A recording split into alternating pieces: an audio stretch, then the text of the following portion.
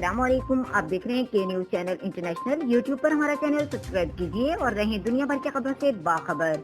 रुख करेंगे चिश्तियां का। फलस्तीन के साथ यकजहती के लिए रैली निकाली गई। 608 ग्रुप के बानी जनाब Sajjad Aslam Hashmi, Shafiq Bhullar, young journalist society international की तरफ से गजनफर अली खोकर, अंजुमन कादरी सिटी चिश्तियां की तरफ से जावेद इकबाल कादरी ने रैली की क़यादत की। रैली ने बल्दिया चौक पहुंचकर अपना एहतजाज रिकॉर्ड करवाया। रैली के शुरका शिराज हाशमी, दुबई वाले, असद कुरैशी, अली रजा हाशमी, वकार अब्बास, अबू बकर अंसारी, निसार अहमद कादरी, मलिक तारिक कादरी, खुसूसी शिरकत राना वकारुल हसन हीरा, अहमद फराज भट्टी, आफ्ताब अहमद चमन, शहबाज हुसैन, जनाब सज्जाद असलम हाशमी ने अपना एहतजाज रिकॉर्ड करवाते हुए कहा कि हम इसराइल के फलस्तीन में बर्बरियत और जुल्म की पुरजोर मजम्मत करते हैं और अपने फलस्तीनी भाइयों के दुख में बराबर के शरीक हैं।